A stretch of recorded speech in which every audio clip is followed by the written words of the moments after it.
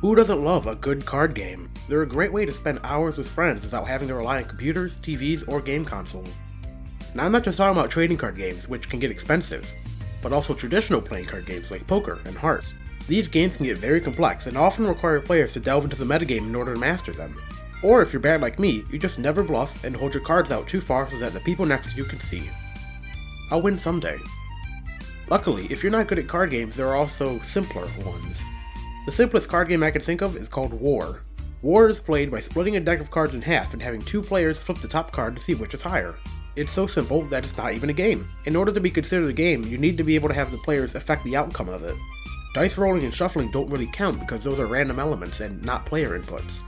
War has the same gameplay as Candyland and Chutes and Ladders, which are also not games. How then can you turn the simple mechanic, this non-game, into a fleshed out action RPG? Well, if you're insane enough to turn this into this, then you can probably figure it out.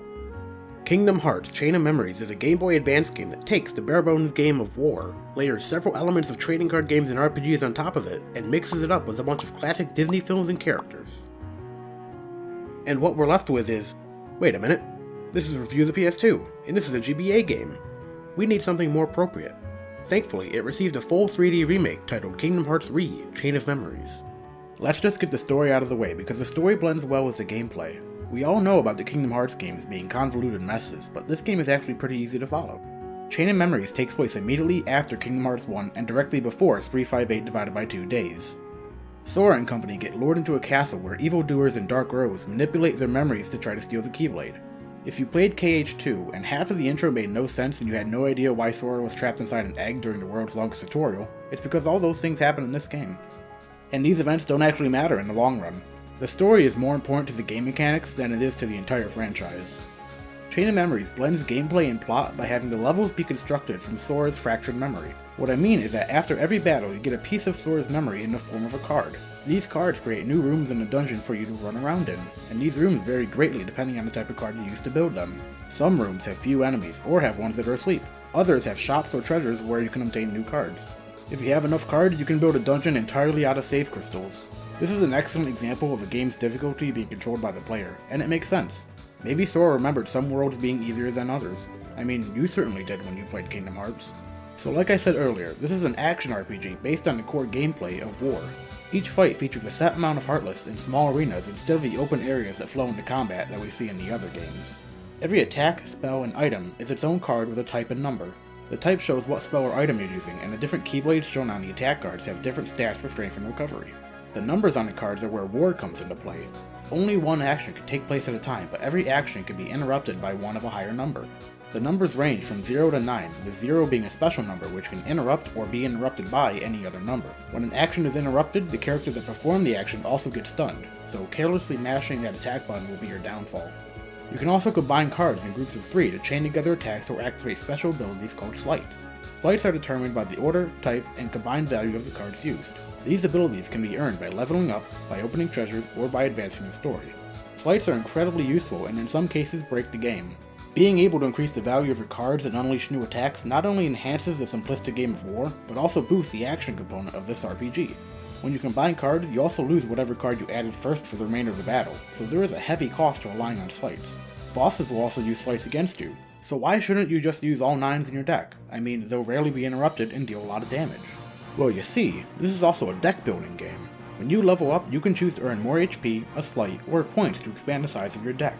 Every card costs a certain amount of points, which vary depending on the number of the card and its type.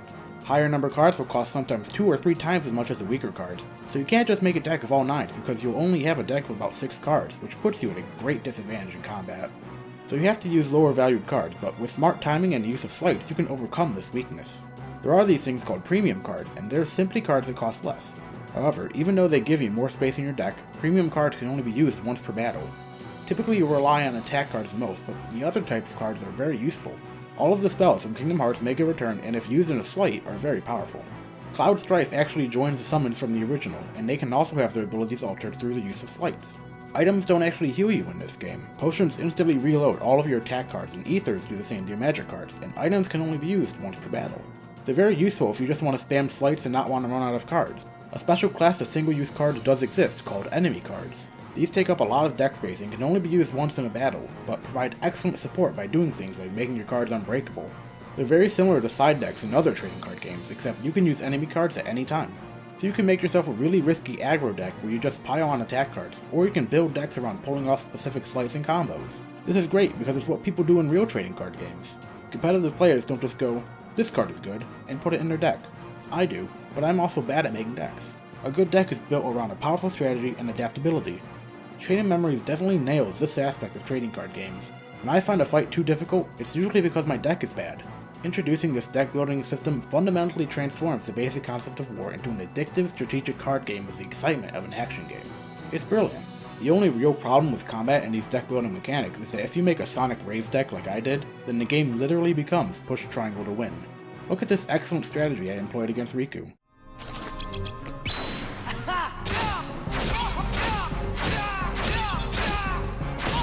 This makes me feel like that one guy at every Magic tournament that no one likes playing against because he just brings in the same combo deck every week. And if you're the type who thinks the combat system is fun and interesting, but doesn't want to think too much about making a deck, then Chain of Memories still has you covered. Beating the game as Sora unlocks a shorter campaign as Riku featuring entirely new game mechanics. Riku's gameplay is more combat-centric, so your decks are pre-constructed for each level of the game, your cards are instantly reloaded, and the story is kept minimal to always have you in the action. We also see story blended into the gameplay here as well. Riku's story deals with his struggle to balance the darkness and light inside of him. Breaking enough cards in combat fills up a meter that, when full, transforms you into Dark Riku, who gets a new set of attacks and sleights. It's awesome. Leveling up also lets you upgrade your attack power and your dark power, which just lets you stay as Dark Riku for even longer, and you get to use any enemy card you want, since deck cost is no longer a thing. The only downsides are that the campaign is much shorter, and that you must beat Sora's story first, which is a big negative if you don't want to focus on deck customization. But there are ways to cheese through it if that's going to be a problem. I have a soft spot for video games based on trading card games because you get the fun of a TCG but in a format that doesn't break the bank. Even just casually playing a game like Magic can have a big money cost to it. But with video games you get to experiment with all these cool decks without having to take out a second mortgage just to fund the fun. What's not to love? Well, probably the voice acting. I'm not going back to the islands. That could have used some work. Chain of Memories is simply amazing. They layered strategy and options over and over again onto this simple concept and created a game worth coming back to. As a fan of trading card games, it just taps into that desire to make the perfect deck and it is such a rewarding experience. Just sitting here talking about the game is making me excited to play it again. Chain of Memories is definitely worth playing if you're into trading card games. If you're new to them, it can also serve as a good introduction because it feels like you're just playing an action RPG, but you still get the fun and strategy from playing a good trading card game.